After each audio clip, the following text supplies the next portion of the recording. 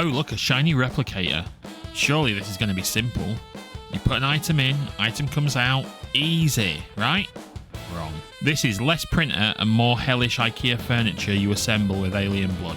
Half the items are locked, the timers are longer than a Netflix binge, and you don't even know what half the buttons do. But don't worry, Survival School has you covered. Let's untangle this spaghetti monster. You start with one sad, lonely replicator module. 1. The rest are locked tighter than EA's loot boxes. Want more slots? Gotta grind the Monolith, baby. Until then, every decision matters. Now, every single item you craft has a timer, and these timers are comedy gold. Small stuff like silencers 5 minutes, a robo dog 4 hours, a quad bike 8 freaking hours.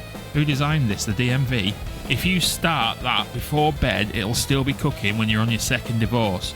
So yeah, welcome to slot hell. You don't queue, you multitask, you babysit the timers like a bad mobile game. So this is where we really need to start. You can't even begin to research the items until you unlock them in the Monolith. Let me repeat that.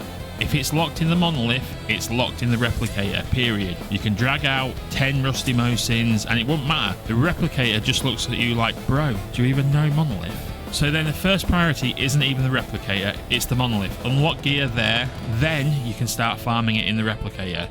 Ignore this and you're basically trying to photocopy paper with the lid shut. Okay, let's say you unlock something in the Monolith. Congrats! Now you can get started researching it. You do this by extracting an enriched copy of that item, completing contracts that give you blueprint access or paying through the Monolith again. Until then, it's just locked out in your menu.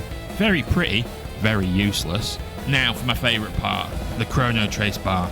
Every item has a bar you must fill before you can actually replicate it. Want a silencer? That's 750 traces, please.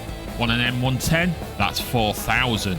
Want an AA12? Better start farming, champ, because that's 7,500. How do you get these traces? You do specific actions with the item. Kill monsters, hit anomalies, extract the weapons. Each gives you a chunk. Extracting the item gives you plus 100. And yes, the game really expects you to farm traces by using an item you don't even have copies for. This is like asking you to prove you can drive by already owning a car. And then there's the free Chronotraces. These are like wildcards that you can dump into anything. How do you get them? Well, of course, refine enriched gear, stupid. Or contacts. Basically, sacrifice loot into the cosmic blender. Use these on insane requirements like 4,000, 7.5k. Don't waste them on the baby stuff. Alright, you've unlocked it. You've farmed traces, you sacrificed your firstborn, now you can craft.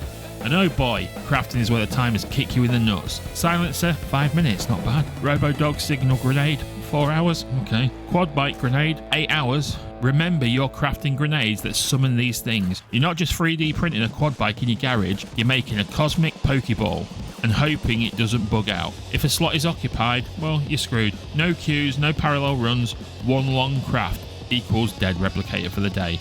It's like cooking instant noodles in your slow cooker, to be fair. Pro tips for the trenches, peeps. Unlock before you farm. Only bring out items you've unlocked in the Monolith. Anything else doesn't count, it's wasted effort. Don't block yourself. Keep one slot for ammo meds. Don't trap it in an 8-hour quad run. Refine junk. Enriched trash equals free Chronotraces. Your secret source for painful unlocks.